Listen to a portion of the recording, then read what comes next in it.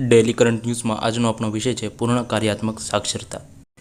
हाल में मिजोरम ने भारतનું પહેલું સંપૂર્ણ સાક્ષર રાજ્ય જાહેર કરવામાં આવ્યું છે। PLFS સર્વેક્ષણ 2023-24 અનુસાર મિજોરમની સાક્ષરતા દર 98.20% સુધી પહોંચી ગઈ છે, જે શિક્ષણ મંત્રાલય દ્વારા પૂર્ણ સાક્ષરતા માટે નિર્ધારિત 95%ની મર્યાદા કરતાં વધારે છે।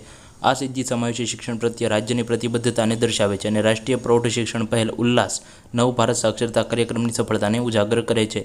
તમને જણાવી દઈએ કે કેન્દ્રશાસિત પ્રદેશ લદ્દાખ 24 જૂન 2024ના રોજ સંપૂર્ણ કાર્યાત્મક સાક્ષરતા મેળવનાર ભારતનો પહેલો કેન્દ્રશાસિત પ્રદેશ અથવા રાજ્ય હતો। હવે આપણે ઉલ્લાસ યોજના વિશે થોડીક માહિતી લઈએ તો ઉલ્લાસ એ એક કેન્દ્ર પ્રાયોજિત યોજના છે। આ યોજના 2022થી 2027 સુધી અમલમાં રહેશે। તેનો મુખ્ય ઉદ્દેશ 15 વર્ષ કે તેથી વધુ વયના એવા પુખ્ત વયના લોકોને સશક્ત બનાવવાનો છે જેમને યોગ્ય શાળાકીય શિક્ષણ મળ્યું ન હતું। આ યોજના રાષ્ટ્રીય શિક્ષણ નીતિ 2020ની ભલામણો મુજબ છે। ઉલ્લાસે દેશભરમાં 77 લાખથી વધુ લોકોને લાભ પહોંચાડ્યો છે। ઉલ્લાસ યોજનાના મુખ્ય ઘટકો છે મૂળભૂત સાક્ષરતા અને સંખ્યાત્મકતા, જીવન માટે જરૂરી મહત્વપૂર્ણ કૌશલ્ય, મૂળભૂત શિક્ષણ, વ્યવસાયિક કૌશલ્ય અને સતત શિક્ષણ।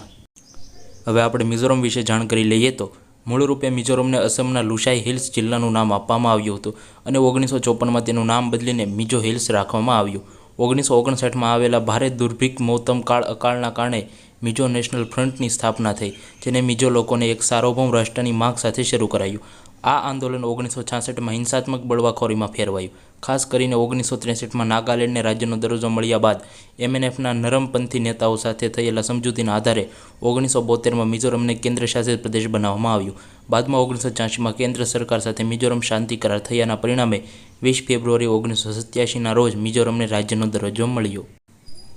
મિઝોરમના સંદર્ભમાં નીચેના નિવેદનો પર વિચાર કરો। 1. તેને મૂળરૂપે અસમના લુસાઈ હિલ્સ જિલ્લાના રૂપમાં ઓળખવામાં આવતું હતું અને 1954માં તેનું નામ બદલીને મિઝો હિલ્સ રાખવામાં આવ્યું। 2. 20 ફેબ્રુઆરી 1987ના રોજ મિઝોરમને રાજ્યનો દરજ્જો મળ્યો। ઉપરોક્તમાંથી કયો અથવા કયા નિવેદનો સાચા નથી અથવા સાચા છે? વિકલ્પ A ફક્ત પહેલું, વિકલ્પ B ફક્ત બીજું, વિકલ્પ C બંને, પહેલું અને બીજું, વિકલ્પ D ન તો પહેલું અને ન તો બીજું। આ પ્રશ્નનો જવાબ તમે અમને કોમેન્ટ બોક્સમાં કોમેન્ટ કરીને જરૂર આપો।